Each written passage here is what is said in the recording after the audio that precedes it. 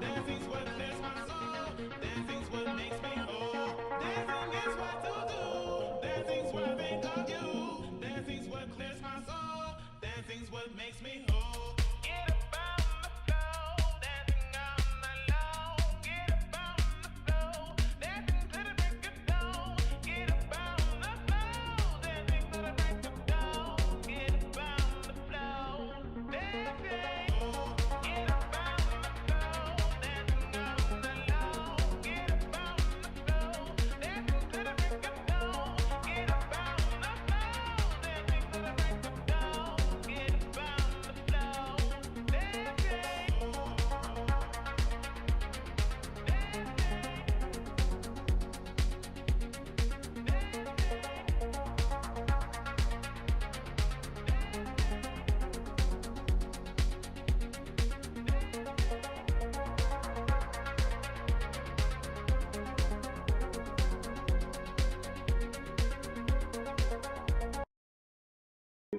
Hello, my wonderful audience.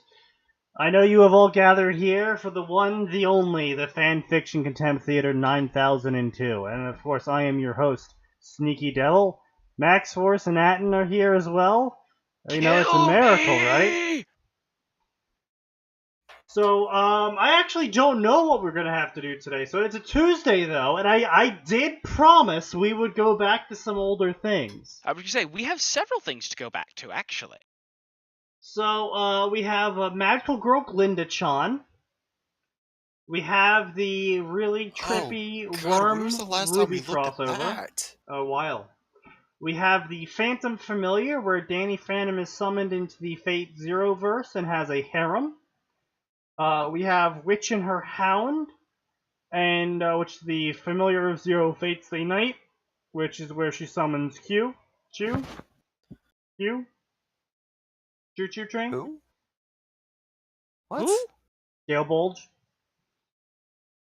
Cuchulainn? Cuchulainn, Or okay. Cuchulainn? It's Cuchulainn, I think. I'm calling him Choo Choo Train. Could you just call him Coo? You could literally just call him Coo or Lancer. Either would work. And then we have Rise of the Dragons, the Inheritance Cycle Elder Scrolls crossover. Boy, we have a lot that we agreed to go back to. Yeah. So what do you guys feel like? Let's start with... Oh, God, I don't even know. Do we have a little wheel we can spin for them? Because, like, I don't think any of them were particularly good or particularly bad. Alright then, you know, there is a wheel I can spin on another server, so I'll just do that then.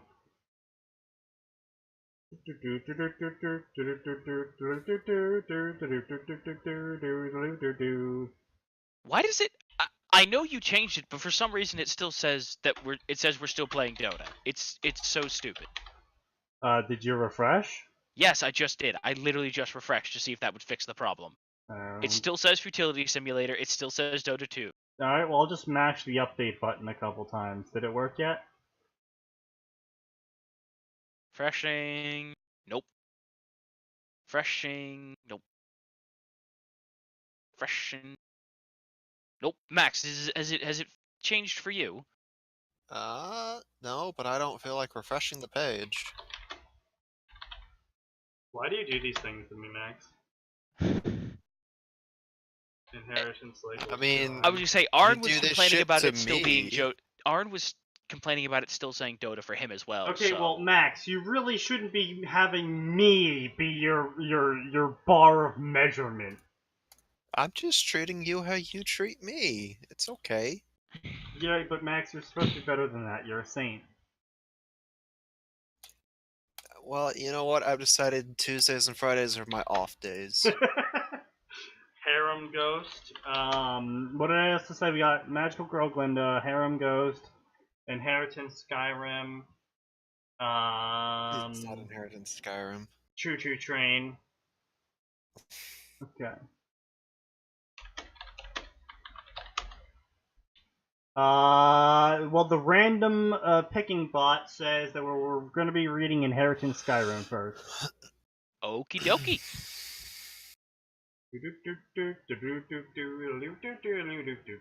course, as always, as per Twitch guidelines, I'm required to remind everyone that you are not supposed to harass any of the authors featured in this here podcast, because that would be against Twitch guidelines.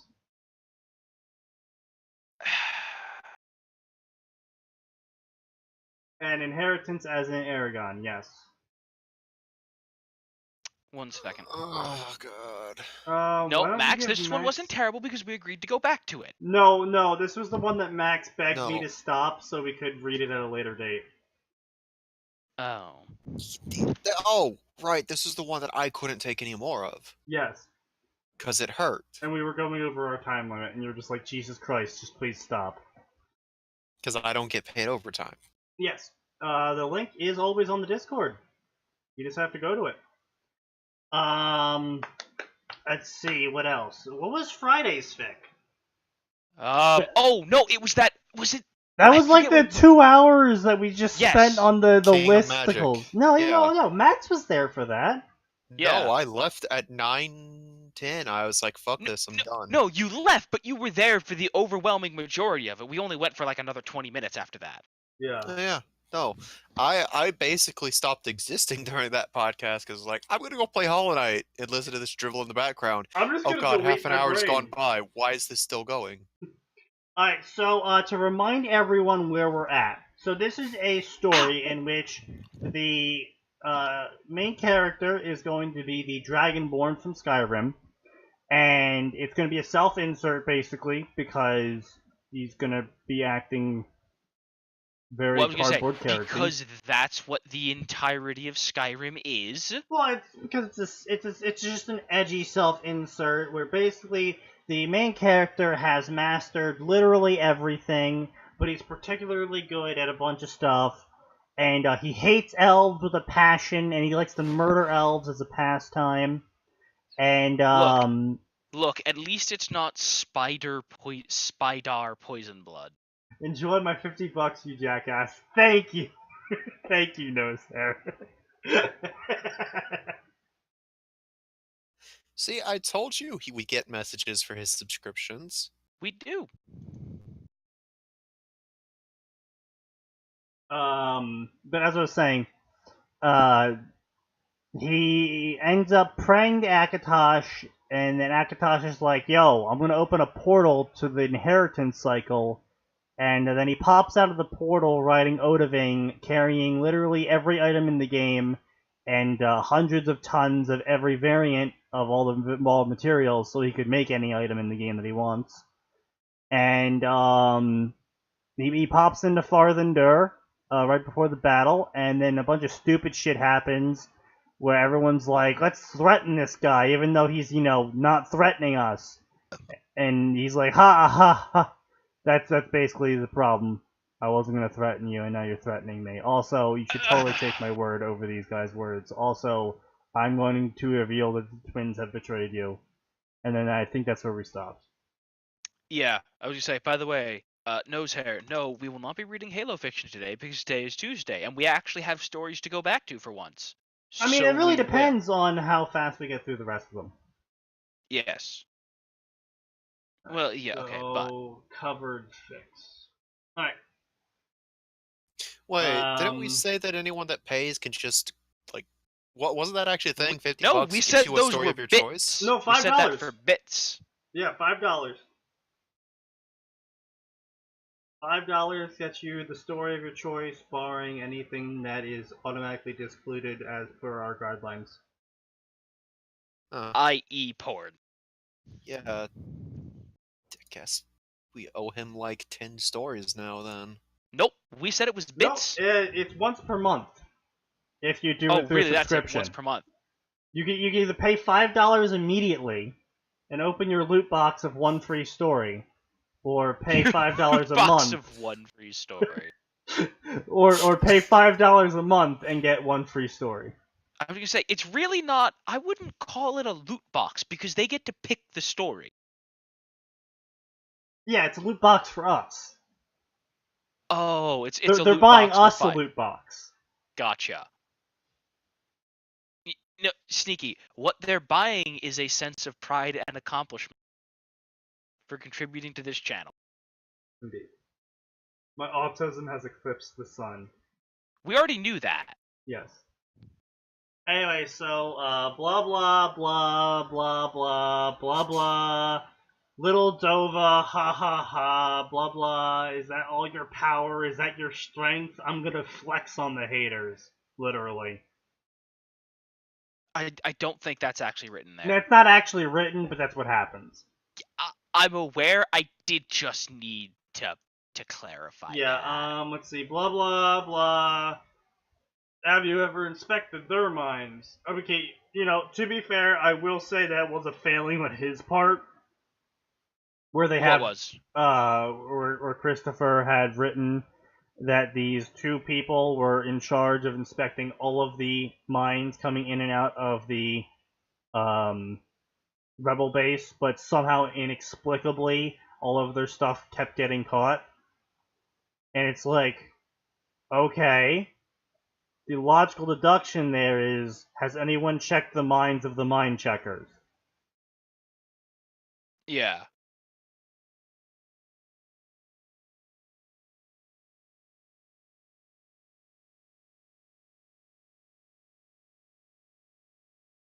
Anyway. Blah blah blah blah blah blah blah. Aragon watched the Dark Warrior, dark in that his armor.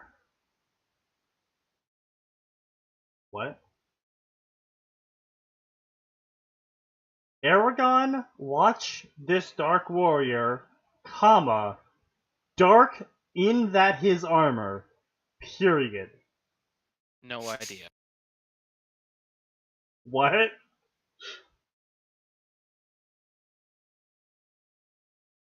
For once, he was actually scared of fighting someone. Well, the fact that Saphira was scared of him for some reason. She could identify it, but something about this man frightened her. She did all she could to hold that fear down as the much larger dragon stood there, far larger than anything he could have imagined. He remembered how Brahm had said, blah blah blah, I think we read this part. Did we? These words are power, blah blah blah. Do all the dwarves know all the secrets? Ira's return. Yeah, no, we were reading this part. Then they tried to stop his heart, and blah blah blah. I'm gonna fight you, elf. And then the elf killer and the elf fight, and everyone's like, OMG, shock. How does he move as fast as the elf?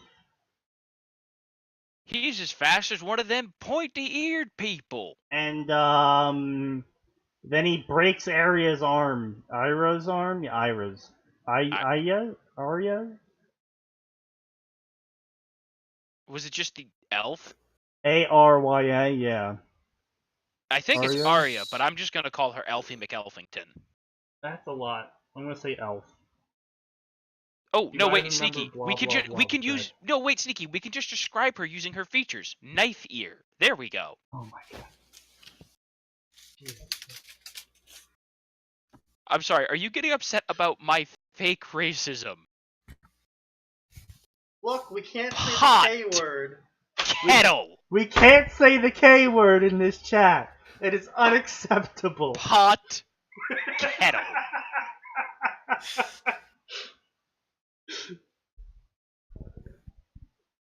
Just screaming ethnic slurs left and right. Elf is not an ethnicity. At best, it is a mutation. That is speciesism. What the fuck is this argument? Yeah, well, since the U.S. government collapsed and everything's owned by the corporations, that doesn't actually matter. That's fair enough. And there's a Shadowrun joke. That's it. That's the one Shadowrun joke I get to make organically over the course of my entire life. Pretty much, yeah. Making her stumble, he snapped her bones, and she screamed, and she cast a spell to make him stop, and she used all her strength, and to her horror, the spell hit him and didn't work. See, now, this is a problem here, is that some of these ancient language words and how the whole magic system in the ancient language works is that your energy is put behind your spell to do whatever you want it to do, but it's equivalent to what you could do. Yeah. Which the, is why the amount of Heartstop... magical energy to move a rock is the same as it takes to move a real rock. It's just you can get magic to do it instead. Yeah. The reason why Heartstop is so ridiculously powerful is because it doesn't take a lot of energy to stop someone's heart. Relatively speaking. Well, it's literally, it's really, because it's not like crush the heart, it's not like shred the heart, it's just like stop it. It doesn't take that much energy. And so, him just being like, lol, my heart's too strong for you to stop. It's just like, oh, were you experimented on by the medic from Team Fortress? No? Then I don't see how that happened. Anyway, so she used Heartstop and like, here's on the thing, him, right? and They it could have didn't just work. been like, he felt his heart begin to fail and just chugged a potion. Yeah. Anyway, so then he Or just swept started the blade. casting restoration magic, but no. Yeah, the couple ways to do that. So That he was the swept the blade towards her and was almost gonna kill her. And then he said it in a really edgy voice with hatred in his eyes, "Challenge me again at your own peril." And then he healed himself. And then he healed her. So wait a minute. The dude who goes around committing elf genocide for fun isn't committing elf genocide for fun? Well, you see, he wanted to stop committing elf genocide. And that's why he came to the inheritance cycle.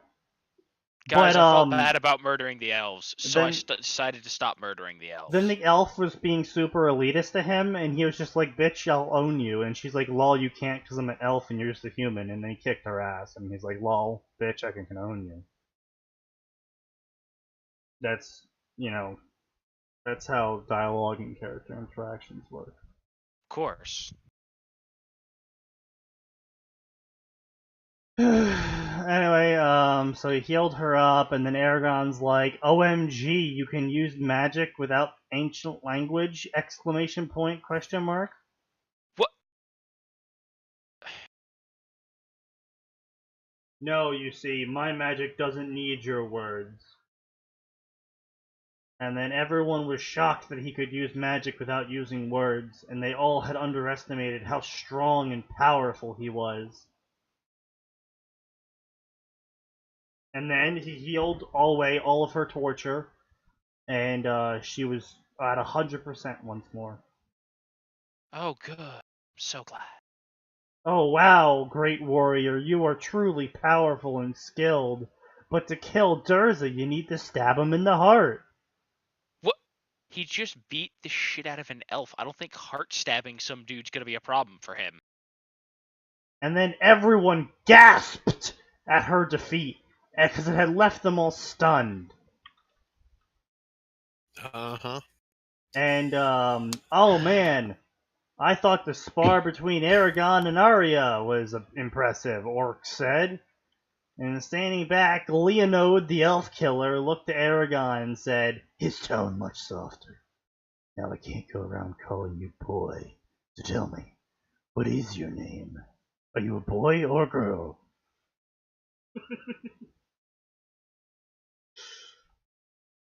Alright, that's my only organic Professor Oak joke.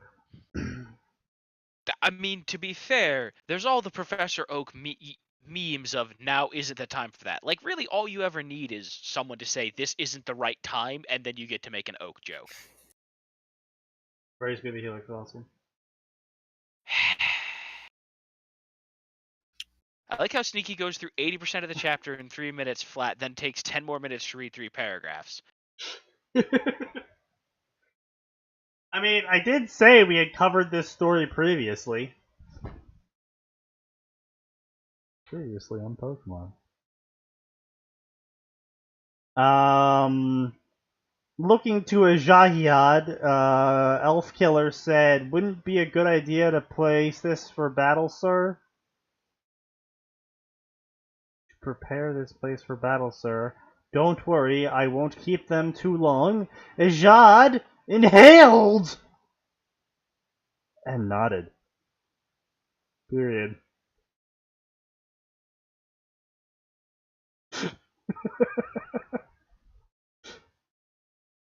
He did not like this, but now he had no choice. His He hand... did not like this, Sam I am. Yes. Everyone, I can feel my arm. Everyone, I can't feel my legs. Well, you guys should get that checked out. Yeah.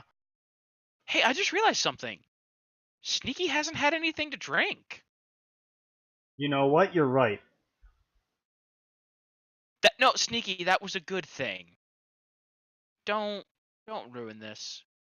We have a happy moment. Oh wait, I have He's some going- gin right here.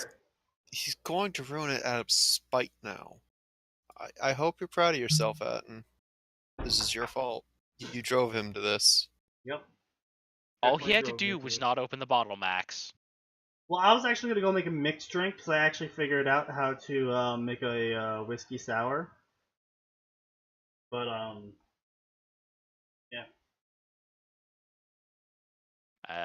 Congratulations. Drunk Sneaky is far more funny. Thank you.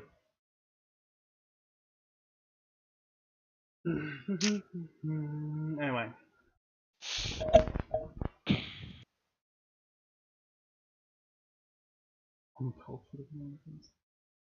Anyway, let's see. We got blah blah blah blah. His hand was forced. He had to trust the stranger. No, you don't. You I can just mean- kill him and move on. I mean, I think that's the problem, is that he can't because he just kicked the shit out of their best fighter. True, but you could just ignore him. I mean, I guess that's also true, yeah. Guys, I can help you Atten- fight this Durza dude. Yeah, Atten, is there a reason Pedro's calling you a fucking uncultured American? Fuck if I know. Alright. Gonna need a little more to go off of here. Wait, what? Ira just kills the twins. What? Yeah, it's just a single sentence. And Ira took the heads off the twins one at a time. Period.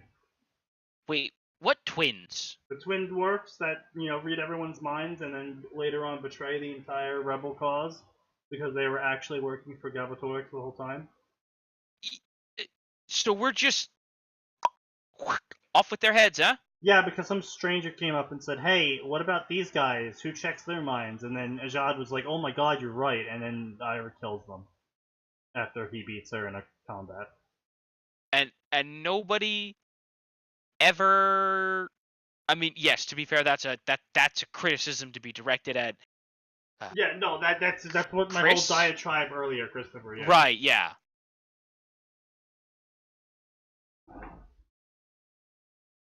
Okay, look, Pepsi tastes like rotten boot piss, and you shouldn't drink it. Sponsored by the Coke Gang. Not an ad, could be an ad. We are never gonna be sponsored by Coke. Dude, I would love to be sponsored by Coca-Cola.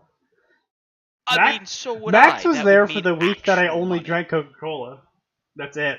Didn't sleep, didn't eat, didn't drink water, just drank Coca-Cola the entire week. That was You unhealthy. wonder why you're dying. Oh, I don't wonder why I'm dying.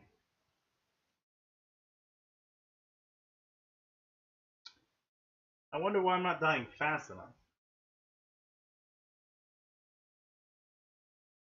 Anyway, so she stayed near Aragon and back ready to defend Aragon as Leonode began to walk around. Okay, defend him from the guy that just kicked your shit in? Well, I mean, ostensibly, if anyone has any chance of stopping him, it's Okay. her. Okay, that's fair. Yeah. Alright, let's see what you're made of. Strip your clothes. And he looked at Ira, and then she said, do it. And so he did it. And, Aragon did as he said and removed his shirt. allowing Leonode to see his lean, muscular form. Ira also kept an eye on Odahviing, who seemed to be eyeing Saphira. Walking around, Leonode, the elf killer, took a look at his body and noticed a mark on his right hand. Where did you get that mark on your right hand? It's the Gedway Insigniacia. The rider's mark, Aragon explained. Ira spoke up at that point, explaining that it was the bond between rider and dragon. Odahviing snorted and expressed his disgust at the idea of binding himself with a Jor. Unlike Leonode, pointed out that Odahviing had already pledged himself to him, it got a few more chuckles out of Odahviing. Except he didn't pledge himself to just any random person. He pledged himself to the dude that can his soul. Well, I mean, it's not only that, it's the fact that the Dragonborn also has a dragon soul, and also when Odahviing, pledges himself to you in full, which is after you beat Alduin, showing that you are in fact the strongest dragon. And Odahviing's like, you are the strongest dragon. I will follow you. Also, don't eat my soul. Basically. Also, if you could, not eat my soul, that would be great. Isley says, I finally got a good review. It only took 9 months. Can we get a How to Train Your Dragon in this story? I've seen a couple. I've seen quite a few Inheritance Cycle How to Train Your Dragon crossovers, and only one of them was passable, but it's ultra dead, because I read it 3 to 40 years ago now. Oh, aren't those just your favorite stories? The ones that die a horrible death that shouldn't have died a horrible death? It's like this story was perfectly fine. There was no plot contrivances needed. The author never wrote himself into a corner. The character interactions were fine. He seemed to be updating at a reliable rate, and then I guess he just dies. That's what I can only assume in a majority of these stories that aren't awful. Is that the author just died. Okay, so I guess Pedro just never explained why he thinks I'm an uncultured American. Something about Metal Gear Solid 5, I guess. I don't know. Brazilian Pepsi and Coke are made from different material. Oh, well, that's cool. Something about Metal Gear, what? I think we brought Metal I Gear don't know. He up. said MGS5, Atten, you fucking uncultured American. I don't know. That's Death of the Author. No, Death of the Author is a... what's the best way to put this? Subscribed model, in which anything that is not inside the book written by the author is not considered canon. So basically, Death of the Author would be you ignoring that J.K. Rowling says that Magical Hitler's gay, and that Dumbledore's gay, and there's trans students, and that wizards shit themselves.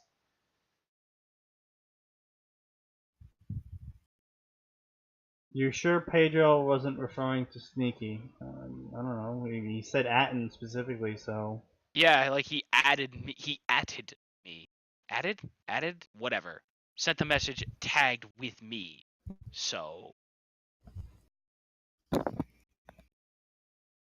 Anyway, so blah blah blah blah. I may believe it may be worthwhile to understand and worth the effort to investigate this bond. It might be key to ensuring peace between the dragons and man in our lands. I mean... Oh, okay. X to He doubt. made a Metal Gear Solid 5 reference. Dude, it has been years since I played. It has been quite some time since I think any of us have played that game. Listen, I remember two things quite clearly about Metal Gear Solid 5. I remember losing, was it $40? $50? 40. To Max. 46. That's right, $46 to Max. And I remember finding Kids in America and making that the theme for my helicopters for all time. Yeah. I mean, We're the kids in America. Wow. Surely you at least remember Dee Dee. Yes. I mean, I remember DD by extension of the bet.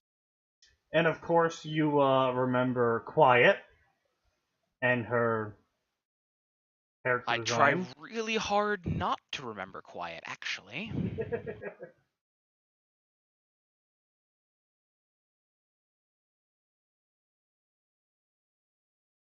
Metal Gear 5, the one with the girl in the bath suit. Yes. Yes, that's in fact who we were just talking about, Calvin. That's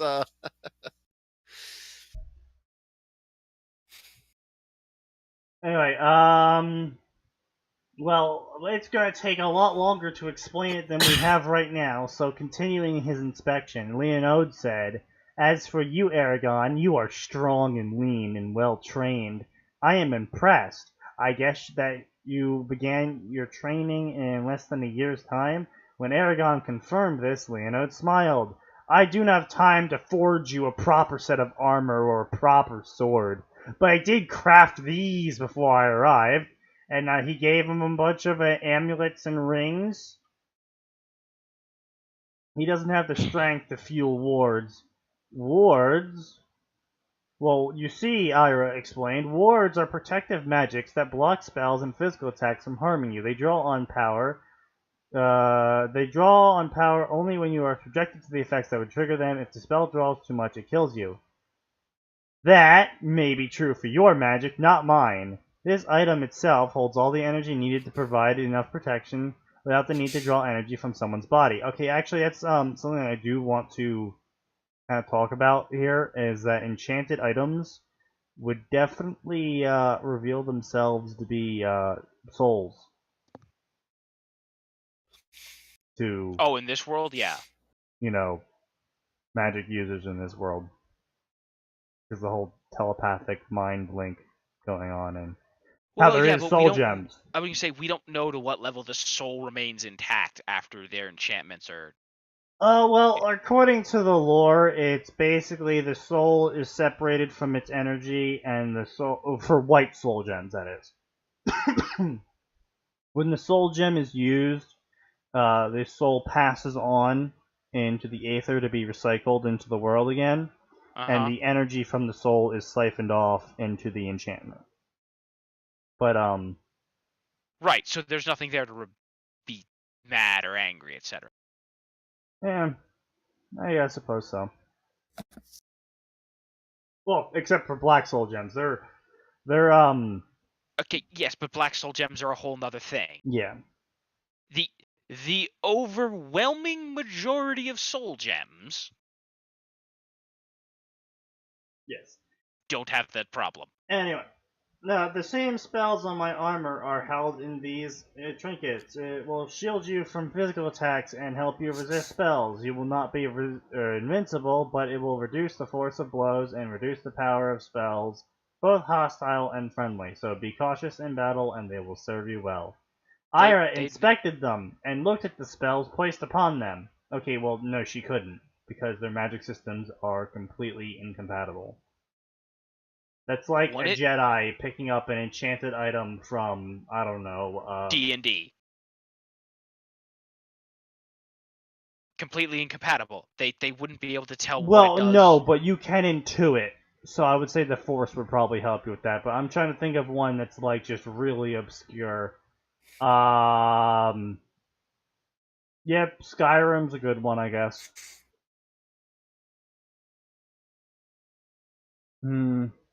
Yeah.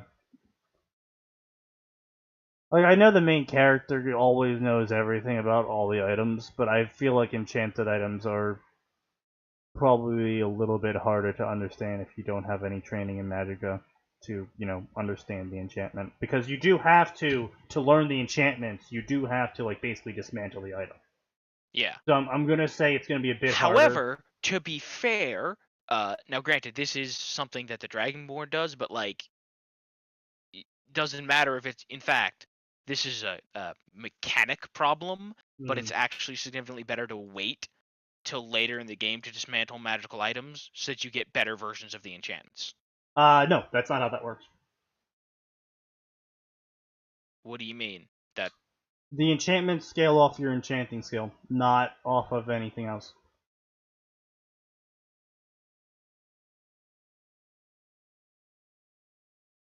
So an item that does plus 20 burn damage per hit on a blade, and then you later on you're level 70 and it plus 45 burn damage blade drops. They give you the same exact enchantment, and when you try to apply that burn damage enchantment to your own blade of your own making, it's completely based off of what your enchantment skill is. Oh, okay. Never mind. Carry on then.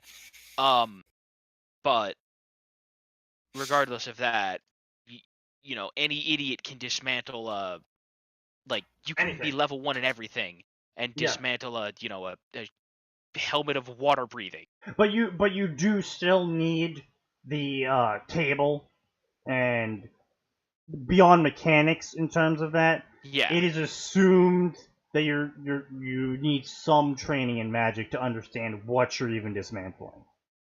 Right. But it's. I mean, I guess actually Jedi would be a really bad one because the Force base can straight up just be like, "Hey, I'm a developer console. I'm just going to tell you what this does." Depending on your connection to it, I suppose.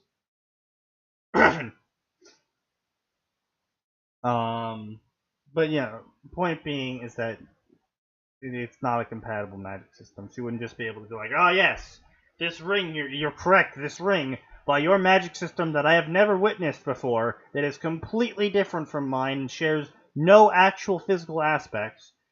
This is definitely the ring you're saying it is." That's no. Anyway, and she inspected all of the items, and she was super surprised, both by the twin enchantments on the items. Why would she be shocked by that? She shouldn't even know what an enchanted item is. As far as I'm aware, they don't exist Yeah. I'll be in right back. I have to go Inheritance Cycle. barbecue some chicken, so I'll be back. Stab someone, please. Max, you read Inheritance Cycle, right? That was years ago when I was I know, still in same. middle school, and I never read past the third book.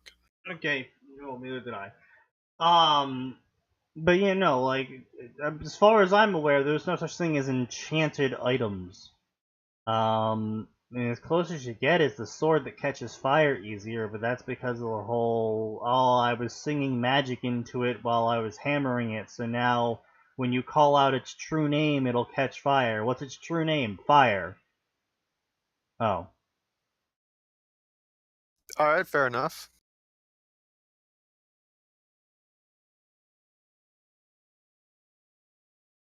Dude, stop. You're dismantling something really important. How Never mind, I have now been informed that I am not in fact responsible for cooking dinner anymore, so I'm back. Anyway, so Ira is apparently aware of how Skyrim works and is shocked by the fact that the Dragonborn can make items with double enchantment in them. Mm-hmm. You know, I feel like the proper response to this, coming from a world where, like, I made these, I know what they do, should have been, here, I'll put this on, now punch me. That's fair. Mhm. Yes. Rather than, fuck you for calling me a liar, I'm about to stab you if it wasn't for this kid here. Like, Filthy knife here. I, I'm getting the feeling that the author's self-insert is revealing some sociopathy here. Just a bit. Gonna stab all them filthy knife ears. Indeed. Anyway, so handing them back, I forged and enchanted them myself, and then Aragon put them on. These are super good, thanks. When time permits and I have the means, I'll forge you armor that like you've never seen. Now let Except me go poke he your can't. dragon. Well, actually, I guess No, he technically he can. could, because No, he can get dragon scales. No, you see, he actually brought with him 2,000 pounds of every single raw material. I see. Somehow I feel that he should be over encumbered. Oh no, so he put it on Odavang. I can't imagine Odaving agreeing to that. He did. pretty sure he is not sworn to carry my burdens. Yeah, Maybe well, he just used, he did. Maybe he used the console to break his carry weight. Anyway, I'm gonna go poke your dragon now. She's nervous of you. No, she's terrified, but she doesn't know why. Hey, Odaving, tell her why. Well, you see, he is a dragon killer, and they all looked at him in horror. And then Odaving was like, "Bitch, please, we kill people and lots of people, and like destroy cities and enslave entire species. So don't be triggered on my behalf." Yeah. Blah blah blah. The gods sent the Dovahkiin to stop him, and blah blah blah. You're a dragon slayer. Yep. Blah blah blah. Reiterating history. Blah blah. Who's Akatosh? He's the god of time. Oh, a god sent you. This is so ridiculous. There are no gods. And then Odaving tried to smush the stupid elf. Okay, look. If a dragon 3 times the size of any you've ever seen goes, there is a dragon god of time. Also, we're from a different world with a different magic system, as you can tell by the fact that I don't look like your dragon, and we use different magic, and we appeared. And you all just went, "Hey, my magic doesn't do anything." And you all just appeared, portal and all that crap. It's like, yeah, I'll suspend my disbelief and not be a militant atheist for a second and believe you when you say there is a dragon god of time, sir, who just appeared out of a portal with a different magic system and is 4 times the size of our dragon. Yeah, not gonna lie, I think my first reaction would be, you wouldn't be that god, would you? Because if so, I apologize for any disrespect. You're not the dragon god. Just want to get this clear before we continue. Like, it shouldn't be, there are no such thing as gods. It's, you're not a god, right? Blah blah blah, a little stupid elf, I'm going to eat you. Blah blah blah, the Dovahkiin's amazing.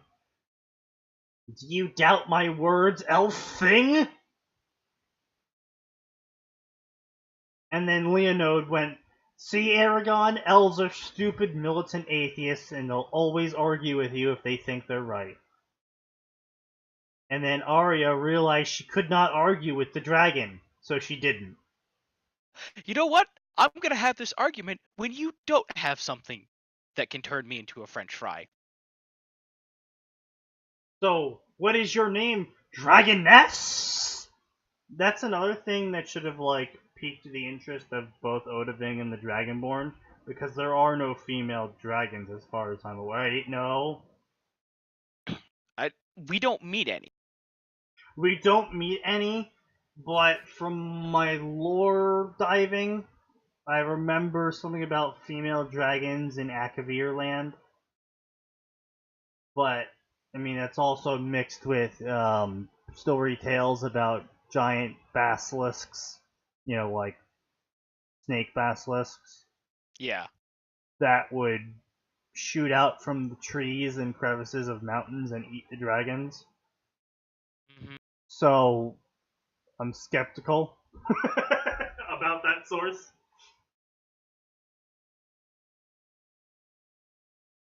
Her name is Saphira. Lean but strong. Claws, nice, curved and sharp. Legs, strong. Wings, well defined. All in all, fine and healthy. But she's not even a dragon like you've ever seen before. How would you know? Shh. They're ignoring things for their own convenience. Yeah, of course they are. There's only one more thing. Come, let me taste your fire. Come on.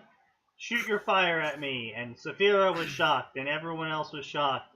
And then Saphira looked at Odaving, and Odaving's like, yeah, do it. And so, she shot fire at him. And he was like, yup, this is fire from a dragon. And surely you can do better than that, he said in a chiding tone. Imagine all of your anger, all of your rage, the smashed eggs Wait, why would you know about smashed eggs? Yeah, why does he know about that?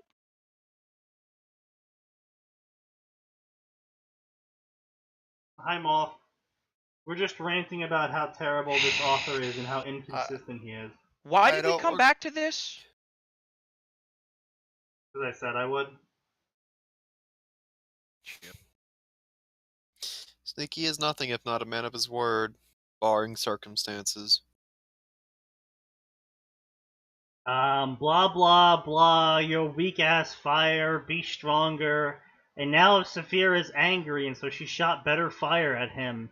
And he's like, yeah, wow, that's decent fire.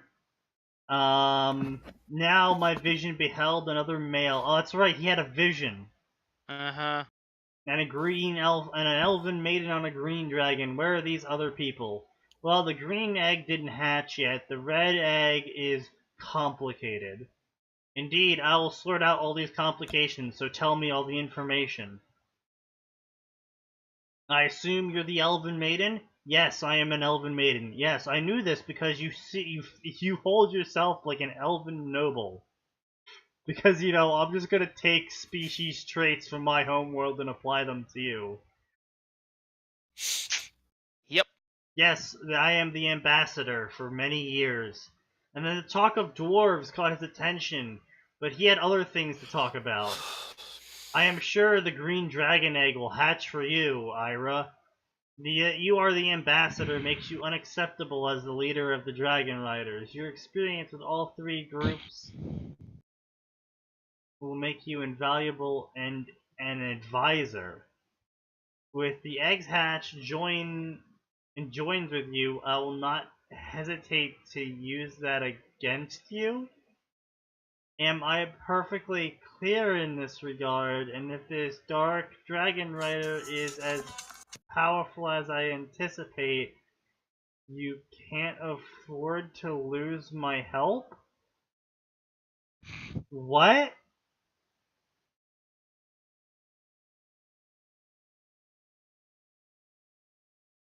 What? Don't ask Alright, me. I'm not I'll be paying back any. in a moment. I'm barely paying attention to this garbage. Alright, and that's it. Ira's being angry about him threatening her, and we're moving on. So, I think we should do Magical Girl Glinda Chan now. Sure, this can't help but end poorly. Oh, chat doesn't like it? Yeah. Ruby. And that's my cue to leave. Oh, well, I see how it is. It's not like you were paying attention anyway. Come back in 20 minutes. Alright, so this is Magical Girl Glinda Chan.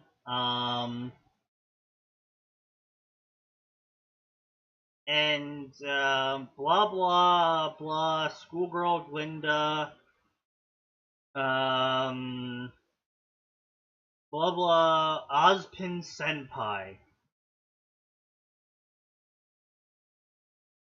Actually, you know what? I think we're done with Magical Girl Glinda-chan. Oh, what prompted this? I think we're gonna move on to Danny Phantom. Why? Really, what's the problem, Ozpin Sneaky? Senpai. I'm gonna say no to that. Really, that's Yeah. what's doing you in. Yeah.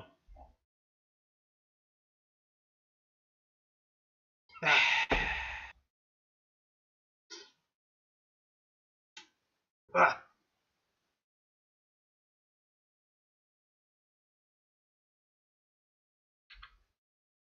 Alright.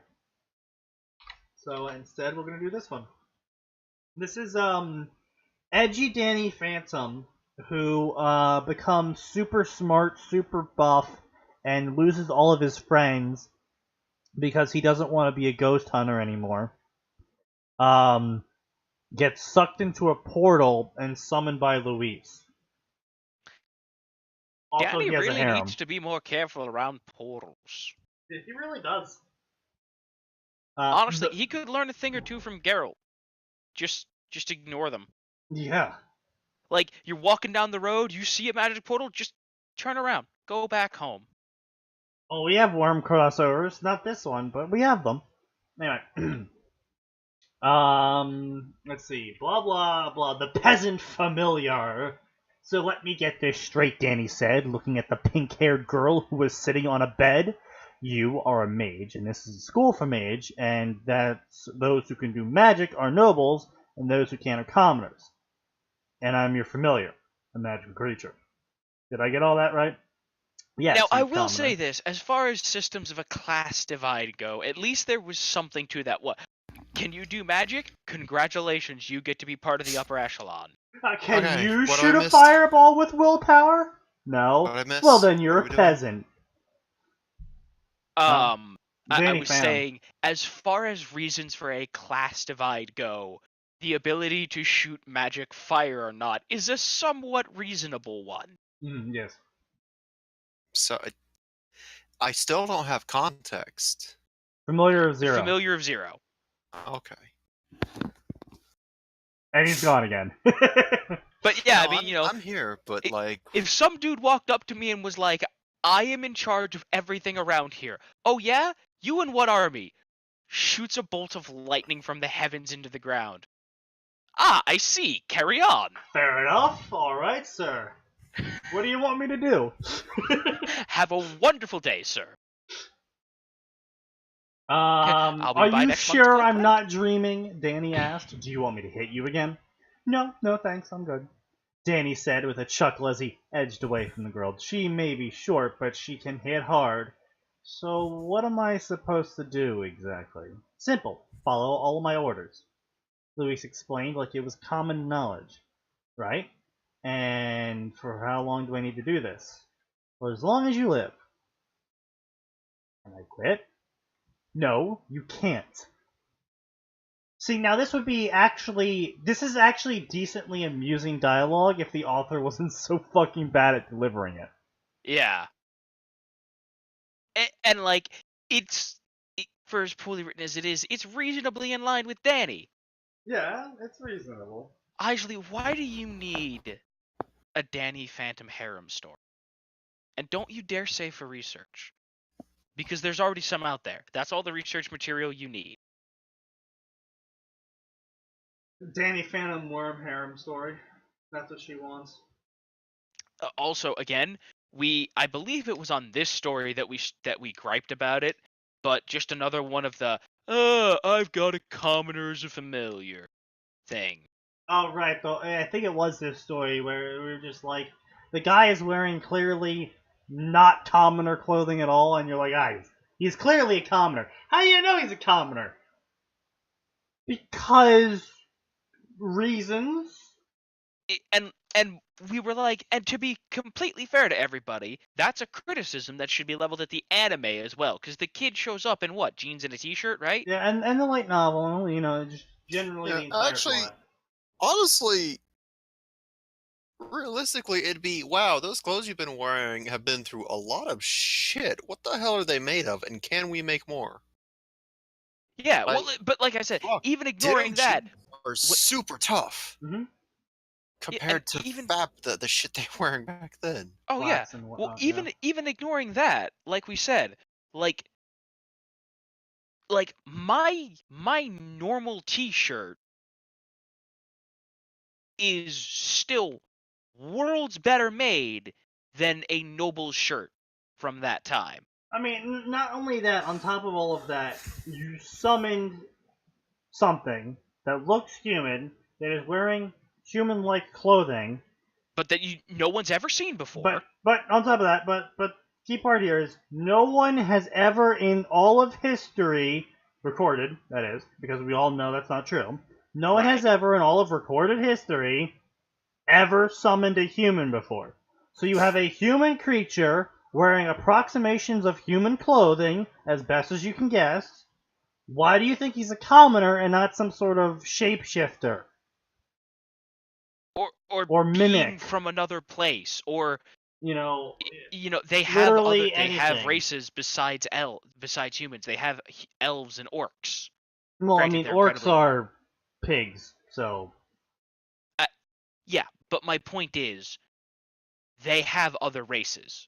But yeah, but I mean, but that's what I'm saying though. Is it's it's a human-like figure that doesn't Yeah. have any non-human features to it, and it's wearing human-ish clothing. Honestly, in that scenario, my first assumption would be some sort of mimic or some shit. Yeah. A man-eating slime that traps people or something. Like, literally everything but, oh, I summoned a human in the ritual that summons magical creatures. Yeah. Clearly, I've summoned just a normal person. And even then, if the ritual summons magical creatures, would you not assume the human you summoned was magical?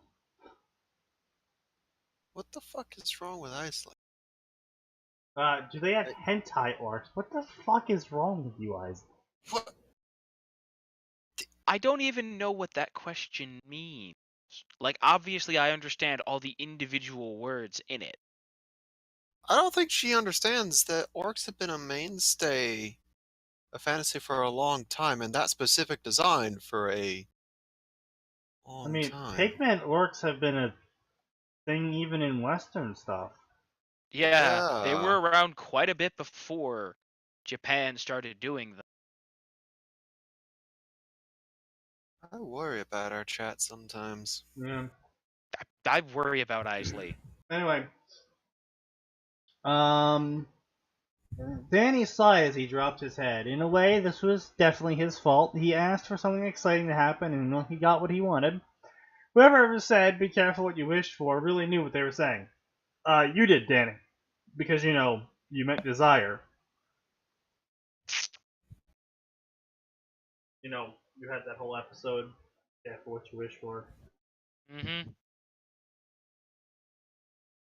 Since he already experienced something like this with Infinity Map, he might be in a different timeline, so all he had to do was wait for a natural portal to show up. It wasn't much, but it was all he got. "I can't believe I got a commoner as a familiar," Luis complained. "I wanted something cool, like a lion or a dragon." Luis was really hoping to get a familiar to prove that she wasn't a zero, as her classmates would call her, because of her tendency to blow things up. And again, this is a list of shit that I don't understand why people always write about. Like, it's the Taylor Locker scene. It's the Taylor lung fight, where she just happens to hear him say "kill the kids" every single time. Luis always is complaining in her eternal narrative about how all of her spells blow up and everyone calls her a zero because of that. It's like, people who are reading this should already know this, being that they are reading a fan fiction of something they are assumedly a fan of. But on top of that, if it doesn't change, like, sometimes people do the locker scene because the locker scene's different. Sometimes the locker explodes because Taylor is now an ancient silver dragon. That's a difference of the scene. That's important to mention. So it's She important to comes keep it out there. as a giant angry orc. Yeah. Oh, So- well, I suppose that's a tad different. So if it's not deviating from canon, why are you including it? Like, what's the point of it? I want to set the scene. We all know this scene already. She's a zero. She's called Zero because all of her shit explodes. That's kind of the premise of the fucking story.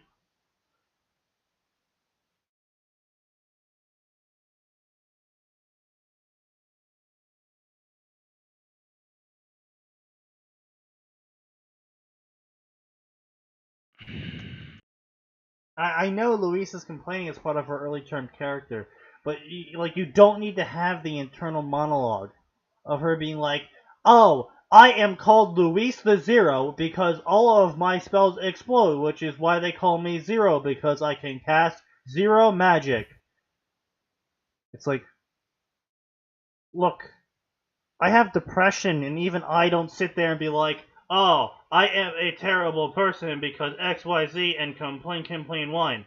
No, it's just, I fucking hate this one thing in part of my life right now. That's it. I'm not like monologuing over my entire past year every single time I'm sad. Yeah.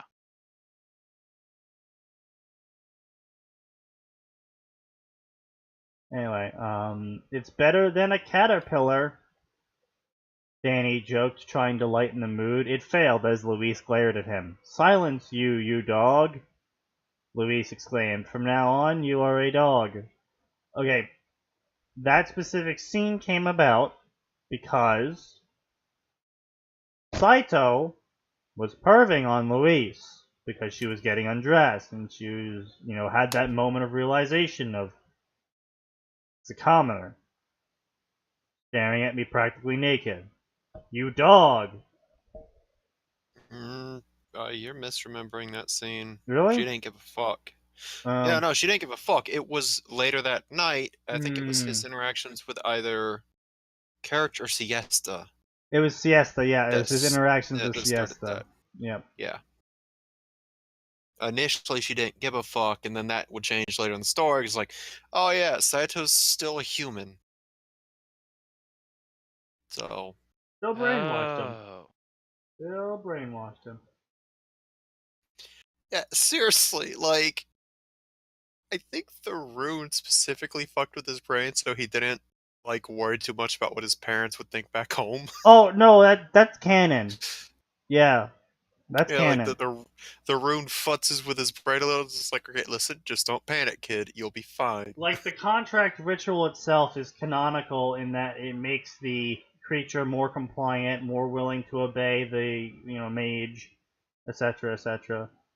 I mean, in a human, it made him fall in love with her and made him excuse everything that happened as he was too busy. He loves her, etc., etc. And honestly, it's kind of creepy because it's basically rape when she, has a relationship with him.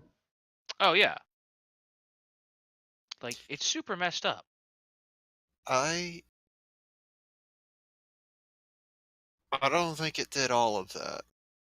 That was a big arc of like I still want to help her after the contract was nullified.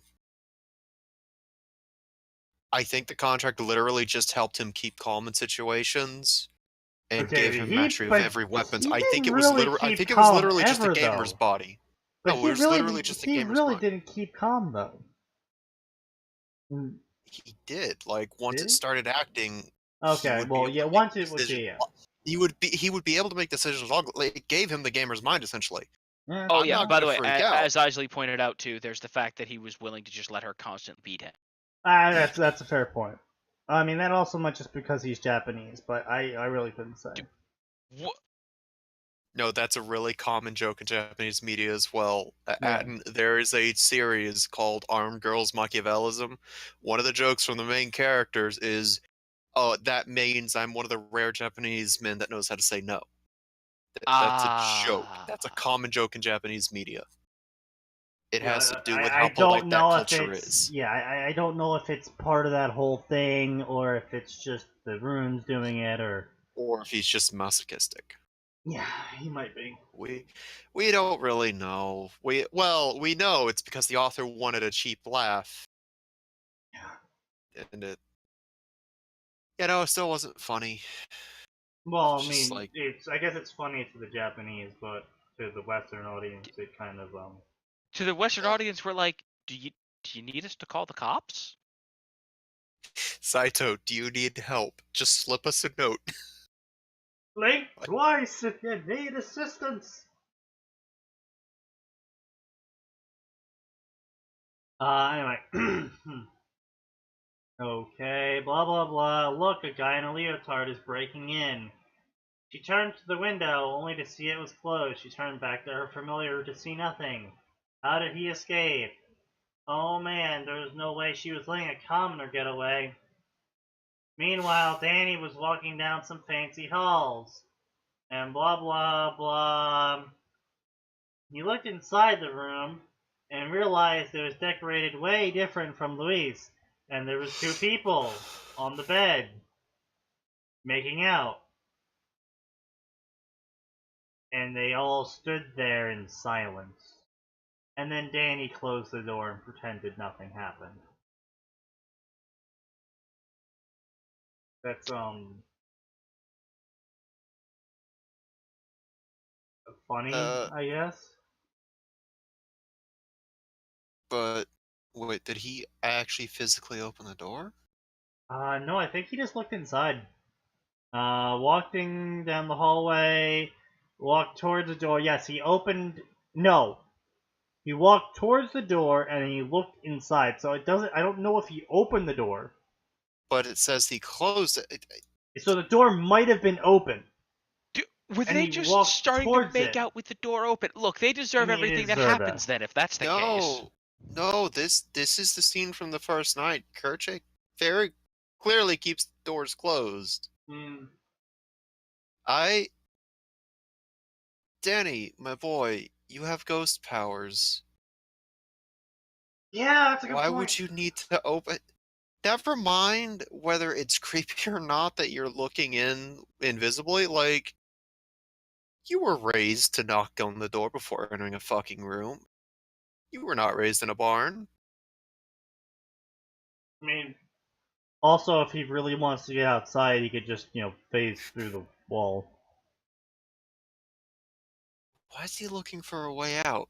I don't. You're a ghost. You could go up or to either side and be out. I don't know. Or down! Don't forget literal down! Just go to the ground floor. Anyway, Once you've hit how Earth, you know rich you've gone is too this far. school? Isn't that Zero's familiar? A blonde-haired boy said. I heard rumors. I didn't know they were true. There you are, a voice exclaims.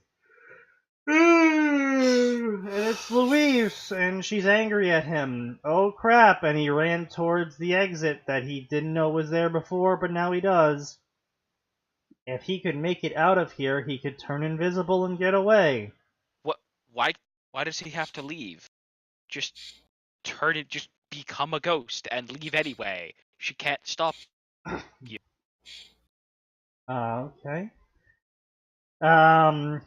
He managed to make it outside, but he couldn't turn himself invisible because he found himself lifted off of the ground. Not how that works. That wouldn't stop you. I feel it should be said.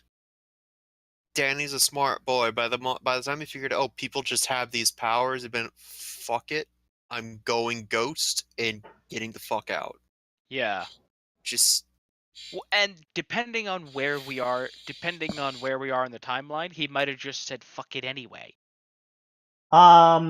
This was the Danny has a bad day divergence where he never made up with Tucker and Sam. Right. Yeah, I'll be back in a moment. Which makes it entirely possible that he would just say, fuck it. I mean, that's what he said originally, so, yeah. No, but I mean in terms of just, yeah, I'm just gonna leave now. Anyway, put me down, Danny demanded. What did you say, Commoner? The boy smirked. I said, put me down. What the? His eyes widened when he saw there was 2 moons. He realized something important. He wasn't on a different timeline. It was a different world. Okay. What gave you that clue? The magic? Why is it the moons? Why is it always the moons? Why do people look at the moons and be like, oh my god, I am not on Earth anymore? And it's just like, you're not on Earth in the first place. People are literally waving wands around casting magic. Like literally, scene one. Summoning happens. Everyone goes, ha ha ha, it's a commoner. And then they all cast levitate and fly back to the dorms. Don't forget, you appear in the middle of a magic-ass circle. So, it's just actually, like, you know why is the magic? Like... No, I know why. Because people look at the scene where Saito's like, holy shit, there are two moons. And they don't realize, no, that's not Saito realizing he's on a different world. It's, this is the realization hitting him. Yeah. Like, it's the, wow, no, I am fucked and I am far from home. It's like, oh, I've accepted I'm in a different world. but not really because I'm trying to cope. I think it's more people misinterpreting the scene than understanding It's the just scene. bad writers being bad and copying a scene from canon because they think it applies. Like, if anything, first of all, especially given that this is Danny, he should be going, "Oh wow, I might actually have a chance to be normal here if I can just BS this all as magic." Well, not only that, it's the fact that different worlds wouldn't surprise him. Like, literally, Yeah. the Ghost Zone connects to hundreds of different worlds. Well, and not just other worlds, even other dimensions and timelines shouldn't surprise Danny. Well, yeah. I know, that's what I'm No, saying. It's like, literally. no, he's no. We already know that this is the version. And it's like, oh, I've already been in another timeline, so whatever. I'll just find a portal. The author did Yeah, talk I know, about that's that. what we're saying, though. I know, is- but I'm saying the problem is the author talked about that and then ignored it. Well, no. He didn't ignore it. He talked about it and then he moved on. But the key part here is that he I mean, has he's Danny ignoring it when Phantom. he's having him go, "Oh, there's another moon. Oh." Yeah, well, that's what I'm saying, though. Is he's having Danny faint at the idea that there's a second moon, which brings him to the realization that he's on a different world. But the problem here is that the Ghost Zone goes to different timelines, dimensions, and worlds. And so Plus, if he's time Danny is travel. familiar, Don't forget that.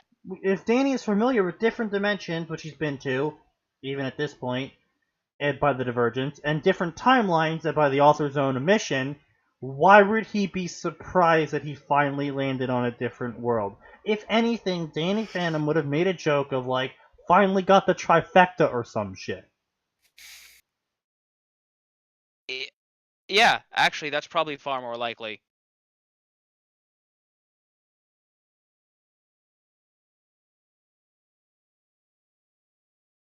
Or really crappy pun, like, I guess you could say I really am out of this world now. Like, it's Danny Phantom. There's gonna be bad jokes and puns. Yep. Anyway, so he faints. He wakes up. Oh man, my head hurts, and he rubbed his neck, and he realized he was collared like a dog to a bedpost. You stupid dog! Can you not shout? You fell on your own fault. You shouldn't have tried to run away. Well, what would you do if you were in my shoes? Luis paused. I mean, I did just leave my family. You're probably out of their minds now looking for me. Luis looked at Danny before she looked down, a little sad. She didn't think about the boy's family. Danny noticed she looked sad and panicked.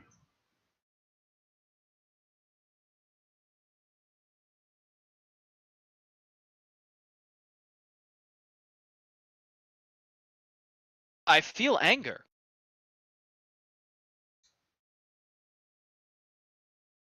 There was no way he was gonna make a girl cry, even if she was bossy. But then again, I entered the portal without thinking. Danny said as he turned away, causing Luis to look up at him. So I guess it was partially my fault, and there has to be always consequences to your mistakes. I'll accept being your familiar, Luis.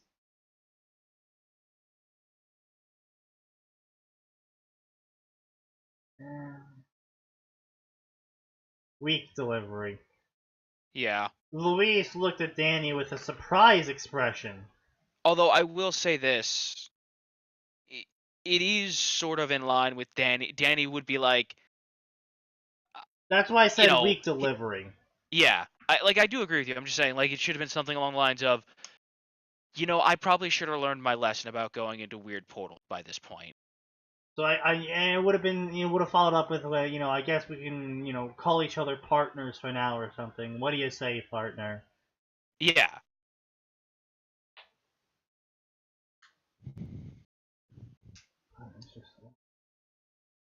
Just an hour ago he tried to run away. Now he wanted to stay because she was sad. She quickly turned her head and crossed her arms, like you actually had a choice.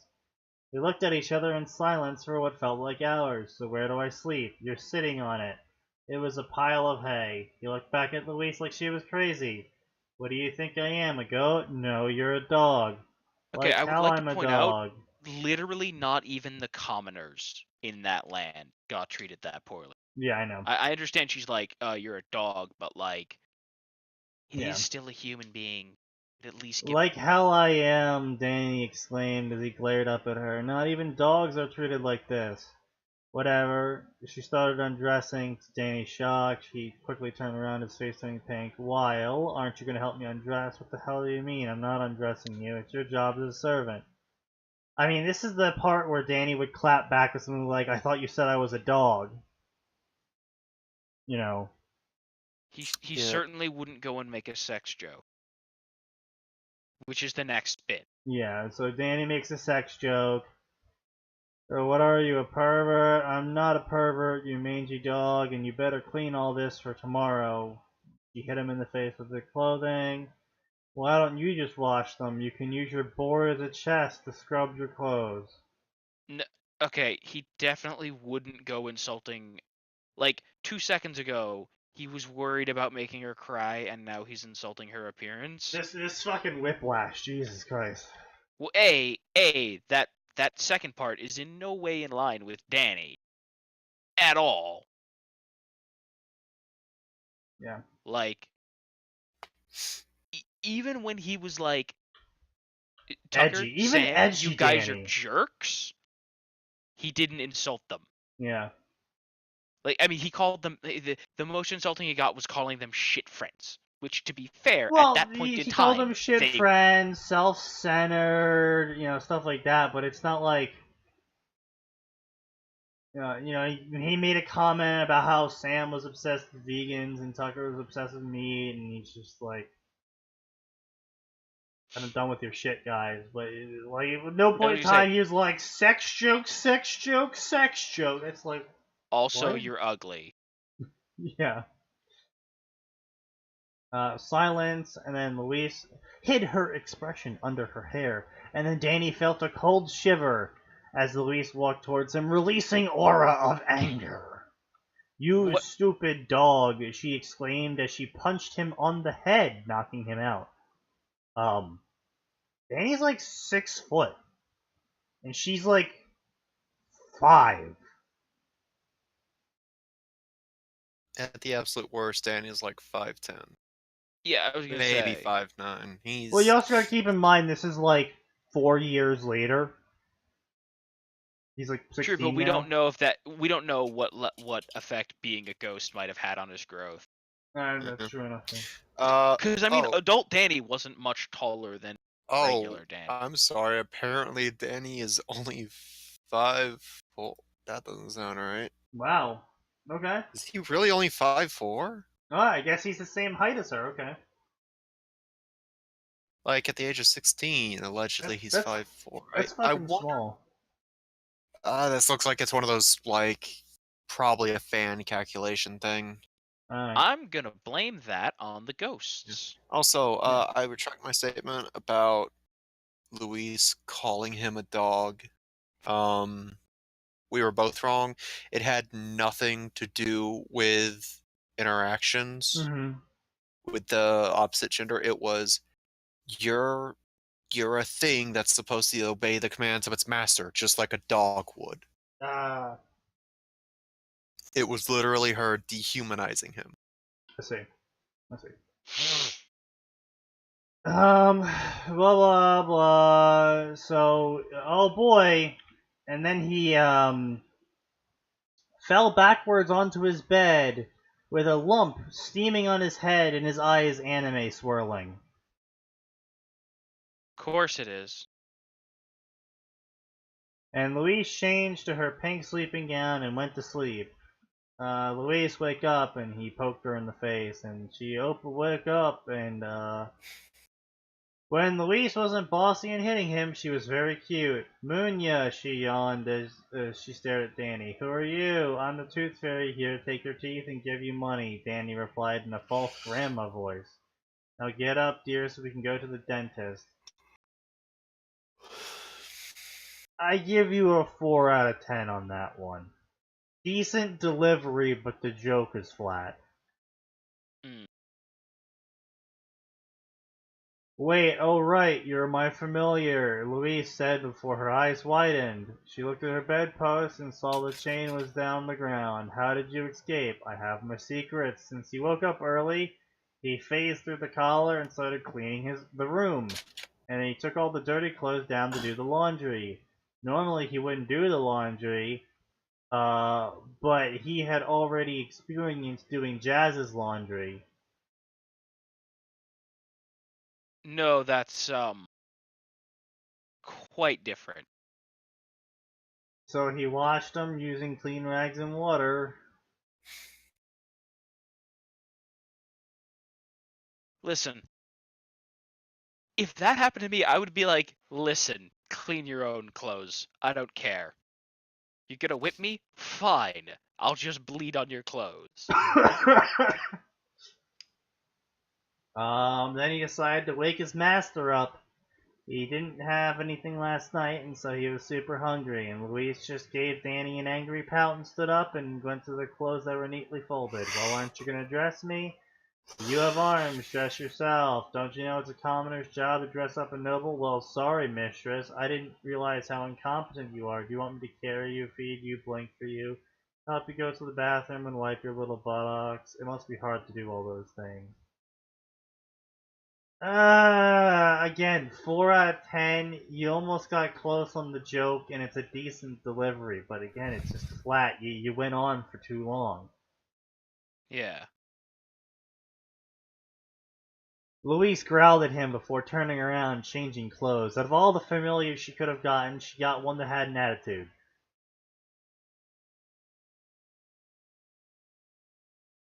You wanted a lion or a dragon. They would have attitudes. It's like, dragons are definitely sassy. We know this for a fact, actually. Like, Yes. Sylphide is a great example of a dragon with sass. Yes. Just putting that out there. Yes.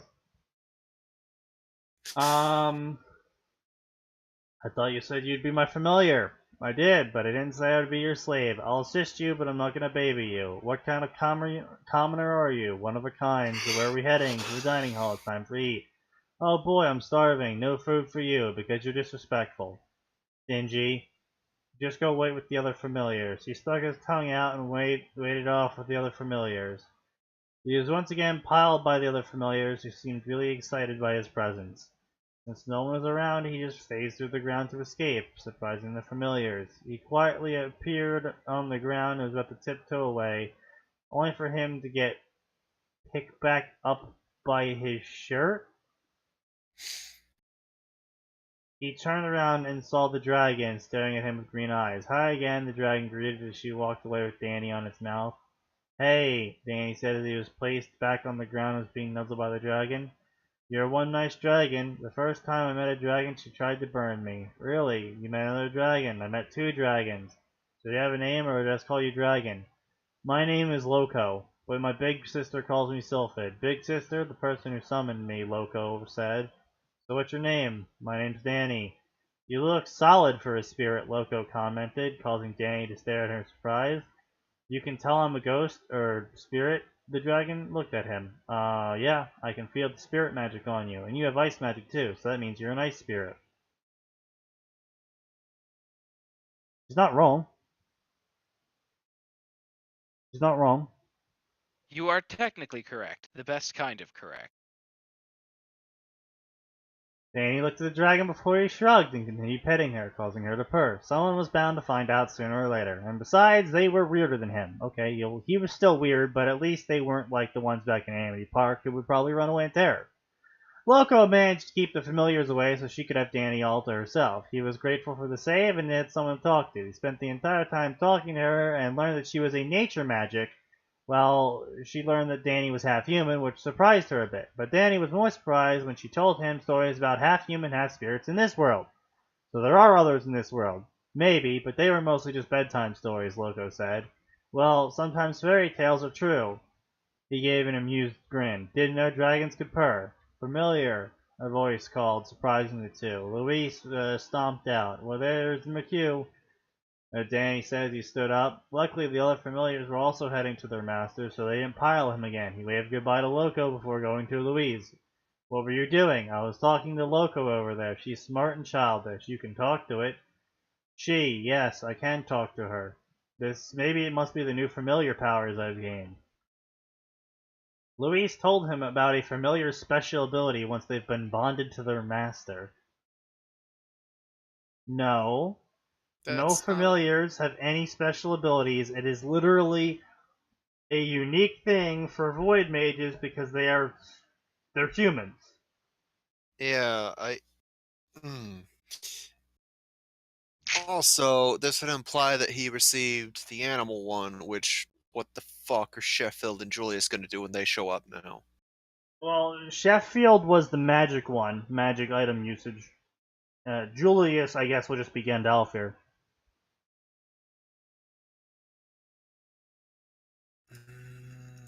No, I think there was one other. Yeah, Heart. They're a nuclear magical bomb.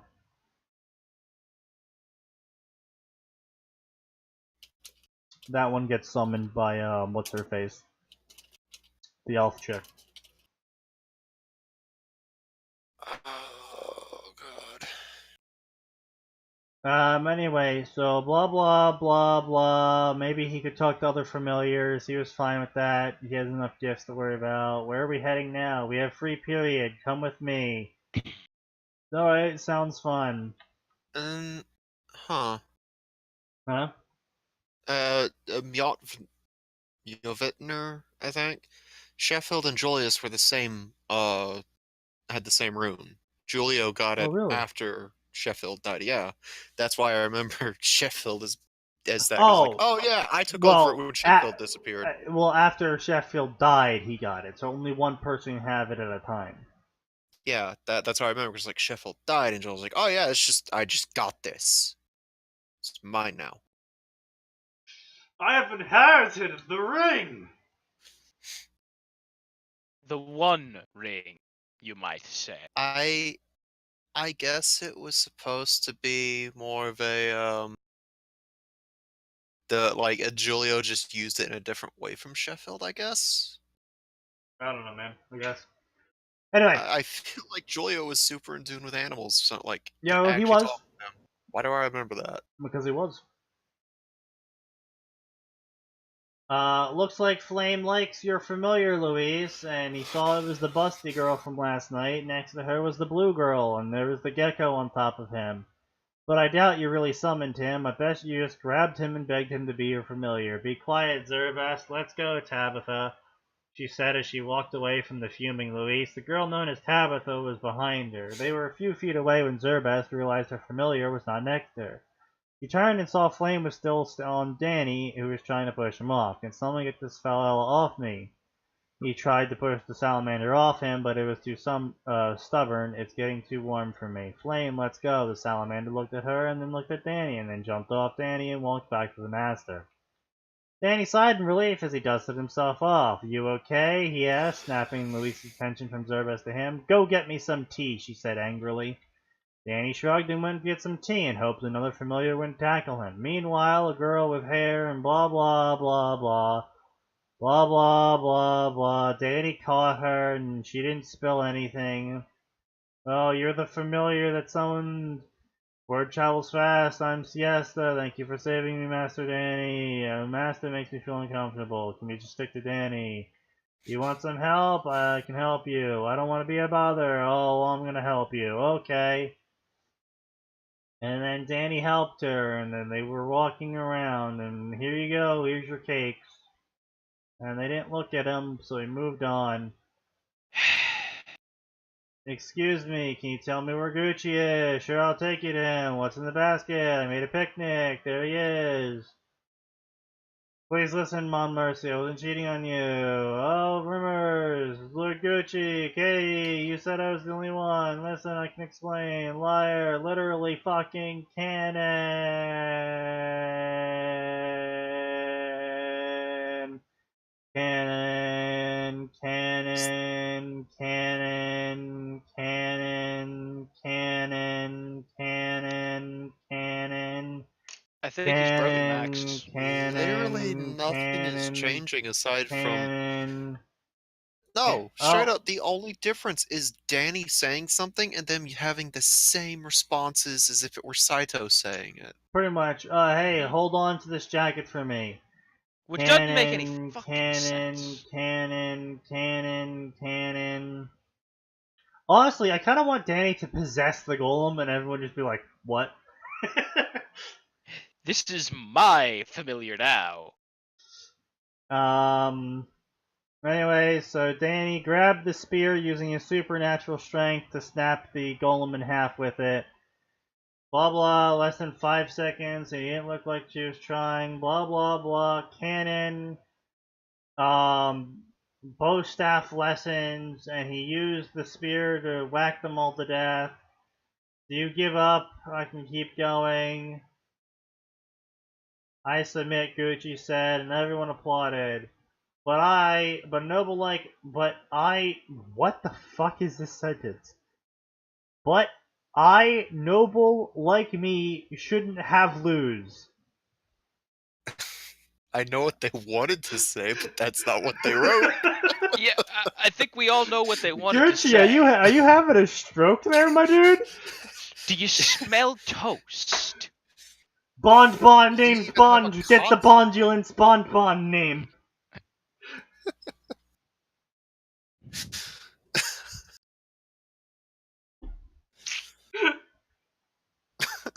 It's just But I, noble like me, shouldn't have lose. Geesh, come back to us. Don't walk towards the light. No, Geesh, at this point you've ruined yourself. Don't just walk towards the light. Sprint towards it with wild abandon.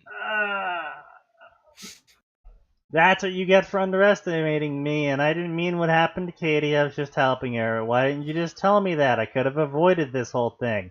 I was bored and I wanted to fight something, so hey, let's be friends. No, Danny would literally never do that. He would get bored and prank the hell out of people, but he would not pick a fight. Hey, I'm Danny Danny doesn't go looking Fenton, for familiar fights, of even Louis by the end. Fran.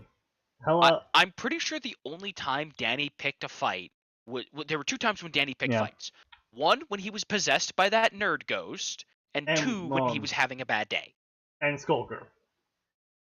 Okay, so 3 times, yeah. I was gonna say, if we exclude the times when Danny was being actively manipulated, once, I think, maybe twice.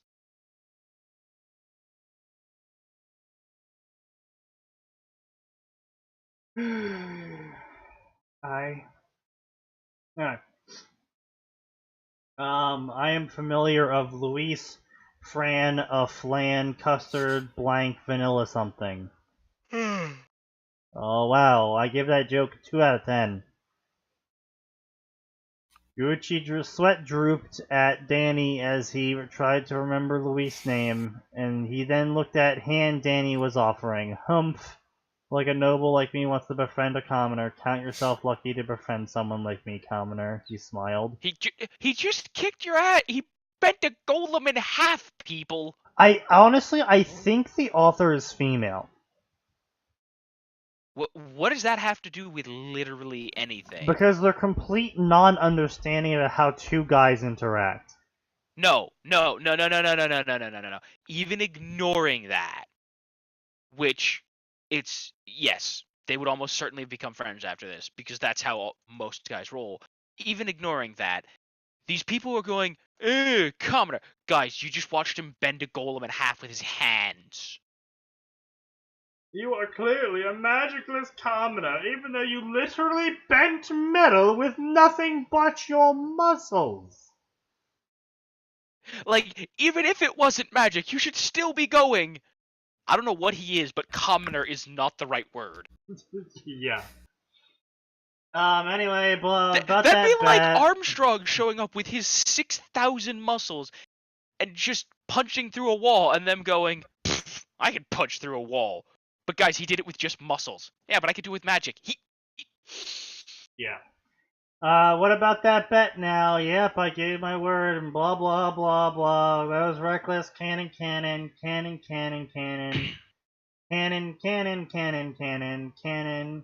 So you're a tsundere. How cute. Give me that cake. Give me it back. I mean, you don't know what a tsundere is. Why are you getting angry over it? It'd be more like something along the lines of, what is that? What is that now? Give me that cake back. Instead of, that's it, give me that cake back. Yeah. Like, even if you don't know a word in a foreign language, the way it's being said, especially in English, if someone just includes a foreign language word in there when they say something at you, depending on the context in English, you can tell if you're being insulted or not. Well, I would say that's how most foreign languages work. Yeah, no, in a lot of foreign languages, you can probably get the gist of, oh, they're just insulting me now based on the smile and tone of voice. Well, I Well, I mean, you can mean, then also be again, like, to be they could also be fair, saying friend. They could also be saying, little brother or something like that. You can have other words. Like, it doesn't have to be malicious teasing. But like I said, it completely based off of the tone and how they're saying it is, even if you don't understand the word, you'd still be able to understand the context. In which, in this situation, the reaction to it would be like, oh, what did you say? What's that mean? Get back here, yeah. Well, I common, was or gonna give say, that cake I back. I changed mean, my mind. yeah, I was gonna say, even as was about to say though, like here's the thing though, right? You can make anything sound like if you know that, you can just change the intonation. Like, oh, look at that, a cake. Like, I can make myself sound disgusted at the word cake, even though I would literally kill a human being to get some right now. Dude, I could go for some cake right now. I could also go for some pizza. I could go for some pizza, burger, maybe some fries. I'm hungry. Yeah, I'm probably gonna make a burger after this. Do you hand make your burgers or do you buy them frozen? I mean, I have to buy them frozen because of how slow I eat. I would Okay. I would love to be on a budget where I could afford to hand make my burgers because I know how to make good stuffed blue cheese burgers. Yeah. Yeah. It's just I I would don't say, I don't I, have the budget for that in the slightest. even if you bought the cheap beef.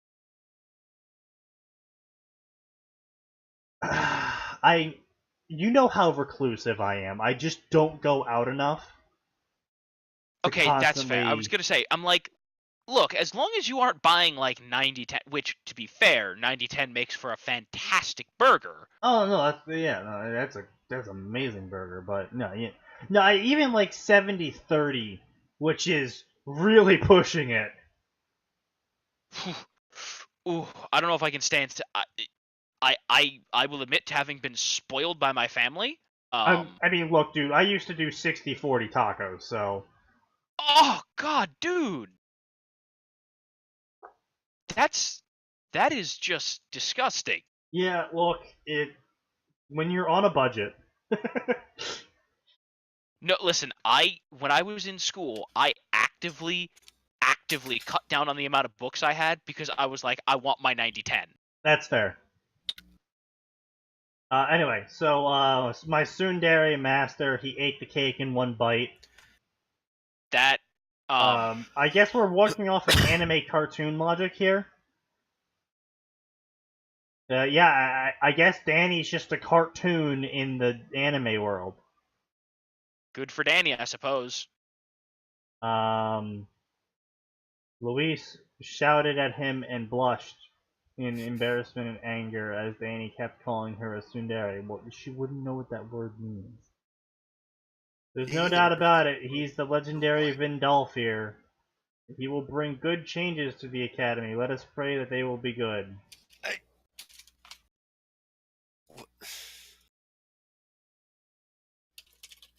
There you have it. I wanted Danny to be the Gandalf, but I messed up, so now he's the Vindolf. I hope you like it. I'm still thinking about the harem thing. See you guys later. Wait. Hey guys, I messed up on the previous chapter, so now he's something completely different that'll absolutely change the entirety of the story. And instead of, going back and fixing it, or changing it, or just doing literally anything because I have 100% control over every aspect of this story, I'm just going to decide to roll with it and likely completely flop the story. Oh, fucking. No, he would, Nexus, because according to his edgy AU that the author wrote for in chapter 1, he consumed a lot of anime and manga after he broke away from Tucker and Sam. He's also a super genius. You see, Tucker and Sam were actually Harry Potter wizards, and they were casting intelligence blockers on him. Yeah, exactly. Yeah. Also, another correction on stream. Ah, yes. Apparently, Julio has been both a Vindalfir, which is when we first see him, Right. and the other one, the Mind of God. Oh. That's the Because magic item activation, he was right? resummoned in the light novels. He ended up resummoned.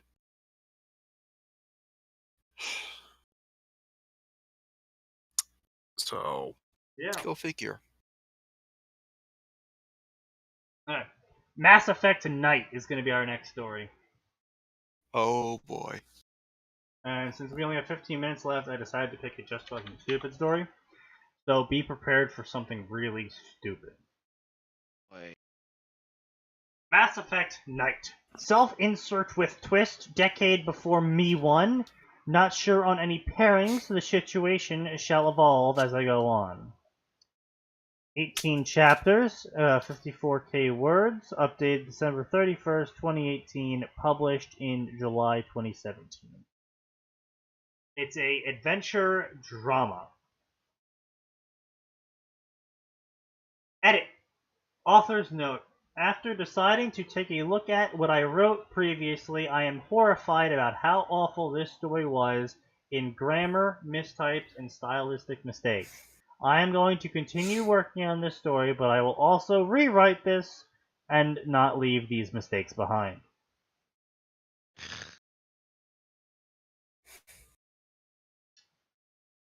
And here I was Oh, hoping boy. they'd go, I am a massive, edgy edgelord. I've decided to undo all of this. I am so sorry.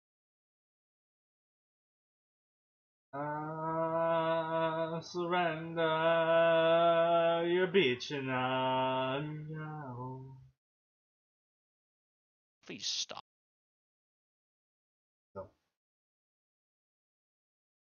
The being of light in front of me swayed gently as the four large wings of fire wafted back and forth slowly. You have a choice, it said, as a voice that seemed to penetrate right through me. What choice, I thought, to move on or try again, it said, the light from its eyes obscuring its features. Careful, author, it's getting stronger. Oh, it's getting stronger. Our hatred for mankind. Yes. Moving on seemed final.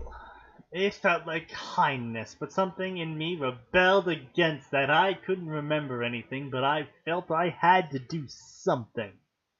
I want to try again, I said. I have to go back in time and tell my parents, invest in Apple. Honestly, if I had a time machine, I would honestly go back in time to the day that I discovered Bitcoin being sold for 7 cents, and I want to punch myself in the nuts repeatedly and tell myself to buy that fucking Bitcoin. I don't care how much of a joke it seems like right now. Oh man, if I could go back in time, like, No, I'd like, be I like, had listen. an honest opportunity to actually invest $100 into Bitcoin back when it was 7 cents. Oh. And I didn't do it because I thought it was silly. And now you're just sitting there going, I had zero problems. It's like, now I'm sitting here going, I could have lived with 90-10 beef for the rest of my life.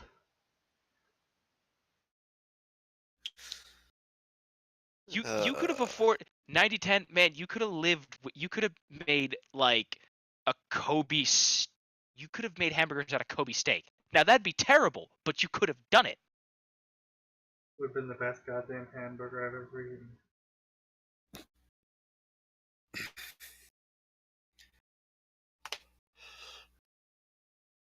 Anyway. The being lifted its arm and extended a finger, touching my chest. "We shall help you," it said, and I felt heat pierce me as if molten metal was poured into my chest. Don't make a burning finger joke. What? No, that's not a burning finger joke. No, I know. That's what I'm saying. Don't make a burning finger Yeah. joke. I want to do it to piss Max off, though. I mean, he's not even listening enough to be annoyed at the fact that we've mentioned it, so... That's fair enough. The pain took over, and I felt I heard I did this to make Max annoyed, but I don't know. No, he explicitly did it to not annoy you. It didn't do it to annoy you, I mean. He was must being stop a good it, friend for once. the being said, its voice somehow sounding gentle. I was never fond of mornings, and waking up especially early in the morning like this felt very early in the morning after a particularly late night. The pain in my head was only rivaled by the pain in my chest. A hollow cough escaped from my throat. I coughed a few more times before it settled down. As I felt my lungs settle down, I looked around the room, and I was surprised to say it was nothing. It was in a cell. Even if you hadn't been inside one before, you know what a cell is immediately. I just barely long enough to fit the cot in I was sleeping on, just wide enough to squeeze another one in. The door seemed solid, no metal, with no visible lock or handle. I was in a cell with white plastic-covered walls, no windows, and a single strip of light running across the ceiling. Standing up, I half expected to feel the light-headed, but I felt fine. In fact, I felt the best I had ever felt, and the cough no longer bothered me. 3 steps to the left and 3 steps to the right. I saw a panel that was almost flush with the wall. Pressing on it, I saw a toilet extend out of the wall. Before I could do anything else, the door slid away, and 2 people walked in, a man and a woman, both dressed in uniform. I couldn't recognize the markings, but they seemed somehow familiar. Both of them were quite tall, and both had rather tan skin. "Hi," I said, trying to put on a friendly face, which, in my case, wasn't much friendlier than my normal face. The 2 soldiers seemed taken aback by the greeting. "Hi," the woman replied. "I am Sergeant Millis, and this is Corporal Cateau. Can you tell us your name?" "Sam Knight. Nice to meet you," I answered. "How do you feel?" She continued. "I had a painful dream, something about pouring metal in my chest. I even coughed when I woke up, but I feel totally fine now," I said, stretching and rotating my shoulders. "Sam, I think you need to talk to our XO," she said, motioning for me to walk outside the cell. "Can I ask a few questions while we walk?" I asked as we walked off. I really doubt they'd just be like, that's a weird dream. You should talk to our commanding officer. What? It turned out that I was on a ship heading away from a plant and the lab where they found me a day ago. This was a routine anti-slavery mission by the Alliance fleet centered around the SSV Einstein, and they were just clearing up a pirate outpost that was rumored to be a temporary staging ground for slavers. It turned out to be some kind of laboratory that the Nazis and Japanese back in World War II had bodies stacked high, highly illegal and moral experiments performed on unwilling subjects. I was one of the 3 left alive. The other 2 were currently in the med bay, one in medical cryo and the other one in medically induced coma. I was the only one that seemed intact enough to not require medical help. Before Sergeant Millis could say anything else, we stopped in front of another hatch and Corporal Cateau walked through. Sergeant Millis gestured for me to forward, and gestured me forward and followed me through it. The XO was a woman that seemed to be in her late 40s with sharp facial features and confidence, and her eyes seemed to radiate outwards. I knew subconsciously that trying to lie to her was futile. But then again, I didn't need to lie, just keep the details back, as after all, if I started saying that I'd come from a universe where Mass Effect was a fictional universe, they would quickly find me a nice padded room and no visiting hours. I'm so glad you regained all your memory. Indeed. The woman stood up and offered me her hand, which I shook firmly. "I am Commander Hannah Shepard. I am glad to see you up. You got a strong grip there," she said, smiling and releasing my hand. "I'm Sam Knight. Thank you for rescuing me," I replied, doing my best to hide my reaction at hearing her name. "Please sit. I know you have lots of questions, but I would like to ask some as well. So let's make a deal. Question for question," she said, and sat down opposite to me. Corporal Cateau and Sergeant Miller stood behind me, right behind the hatch. "Okay, you start," I said.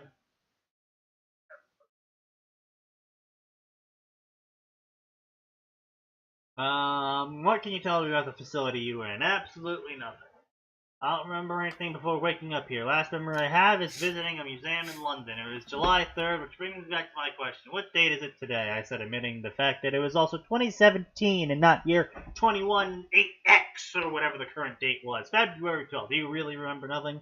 Well, I had a dream where a being with wings of fire poured metal into my chest, but that's about it. What year is it? 2173. Can you tell me about your visit to the museum? It was a July, a bit warmer, than I liked, especially in London. But I had been to the British Museum before. But I wanted to take my time and walk through it properly. I think I was near the entrance when I heard a loud bang, and then I had a dream, and then I woke up here. That's all. Let me check something. Hannah Shepard said and turned on her Omni tool. They looked fairly cooler in reality. I couldn't wait to get my hands on one. By our records, the British Museum was the site of a bombing by a radical ancient astronaut group on July 3rd, 2172. Sam Knight is listed as dead on arrival to a hospital. How Radical. convenient. Was Yeah. that a thing in Mass Radical ancient astronaut group. No, the only radical group that is in canonical Mass Effect is the pro-human group, and they really aren't even that radical. They're just pro-human. I mean, well, at least until you But- get to like Effect? So then, what the fuck the is a third radical game. astronaut group? Okay, well, Cerberus becomes the radical pro-human group. I was talking about Terra Firma. Mm.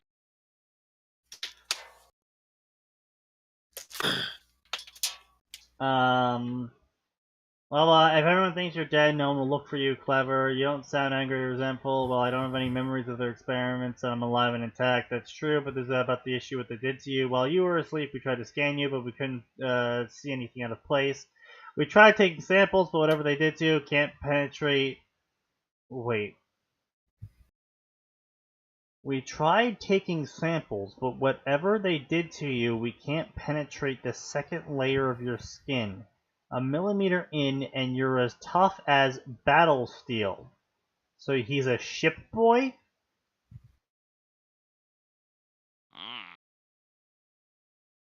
Mm. She said, her eyes studying me. Well, I can't say I like the fact that they messed with my body. Can I try something? I said. Sure, she said, puzzled. Wow, I guess this is where the author stopped rewriting the story. Yeah. Stand back, please, I said, and stood up. Hannah Shepard also stood up and took a few steps back. Focusing inside, I felt way through my body, and when nothing felt out of place or wrong, I swung a fist at the table. It wasn't a strong swing. After all, I wasn't planning on breaking my hand, just testing if the layer of skin protected me against blunt force trauma too. The results, however, surprised everyone. Instead of hitting the table and making me wince from pain, my fist sunk into the table a few inches, a solid metal table. Lifting my arm, I saw an impression of my fist. Well, that was unexpected, I said, and I then examined my fist. The others in the room were, of course, surprised that they didn't possess all the information. They didn't know that I hadn't swung with all my strength, or that the pain was minuscule. There was a slight cut on my knuckles, and they oozed transparent liquid. In moments, I saw the cuts close. My body is made of steel. My blood is metagel. My heart is made of glass. I'm not sorry. Do wish you though.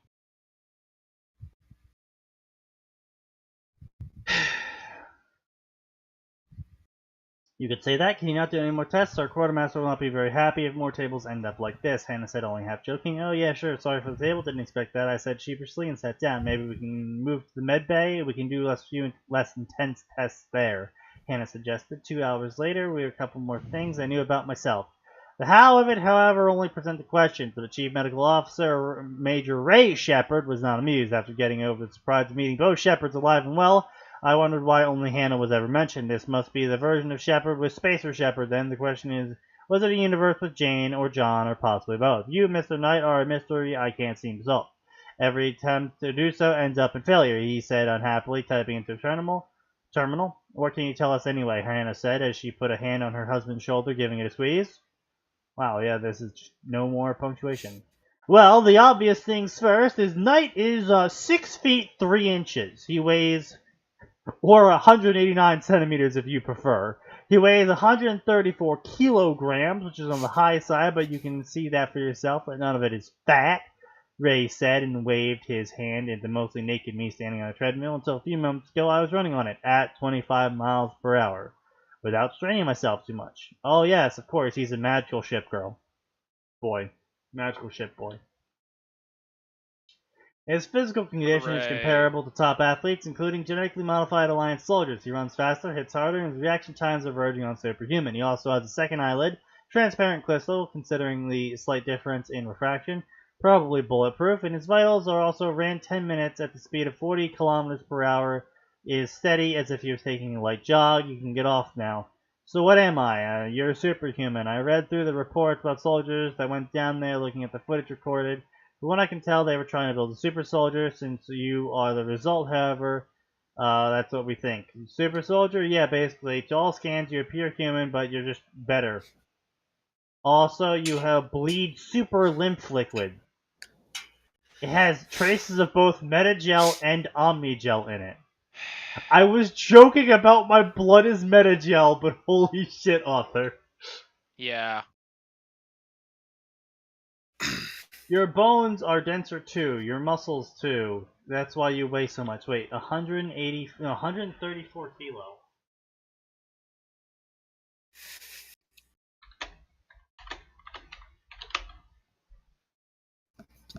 That's only 300 pounds. That's not a lot. Are you saying he's super skinny? If he's super skinny, then I can understand why him weighing 300 pounds would be a surprise. But Yeah. If he's got some bulk, if he's like- if he's 6'4", and even remotely bulky, 300 pounds is not outside the ballpark.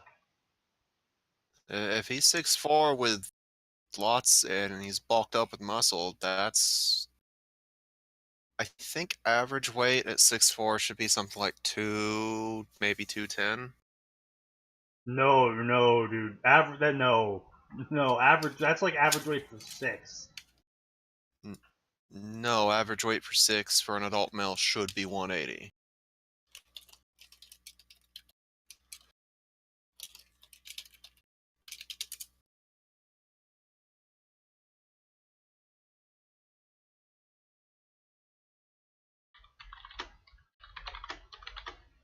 What's the difference in these weights?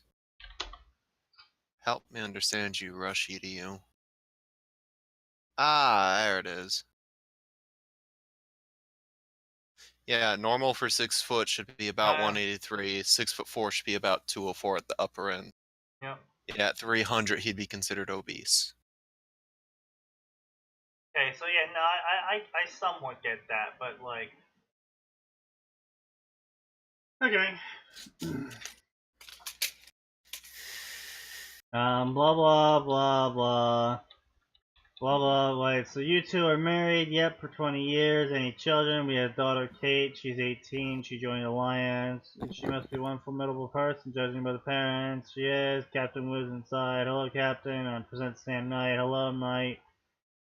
Please call me Sam. I'm not old enough to be called Knight. So, of course, Sam, can you tell us about our guest? Yeah, but here's the information about our guest. Well, Sam, you're interesting as all hell. I think we can help each other. Hannah, please leave. Okay. Your file says you were born in 2150. Your parents, blah, blah, blah, blah, blah. Graduated from school, blah, blah, blah. I did what I could, sir. Wondering how close it was to my real history. Blah, blah. Don't you have a dream? Something what you want to do? Well, I wouldn't mind exploring space. Owning one of your ships also seems appealing. Why don't you join the Alliance? Didn't seem to be right. Never much of a people person. Well, here's my proposal to you. The Alliance is a unit with people that have backgrounds similar to yours, independent operators, highly trained and highly skilled. Why don't you go be a special ops for us? Serve as our shield and sword. Very appropriate for your name. What do you say? Well, okay, sure. I hate all of this. Please, while I try to find a way to All die. right, ladies and gentlemen, you can all release your hell breaths. You can all go on and have a wonderful day, because you know what time it is? It is 9 p.m. or just about 9 p.m. And you know what happens at 9 p.m.? We stop the stream. Yay. Which means we will see you all Friday or whenever I get around to streaming, probably Frostpunk or City Skylines or whatever again. Which, probably tomorrow. So, you check in on my game streams. I try to do them almost every day. But you can always find me at 7 to 9 p.m. on every single Tuesday and Friday. From here until the day I die, I suppose. So, see you next time, because there's always more, and it always gets worse.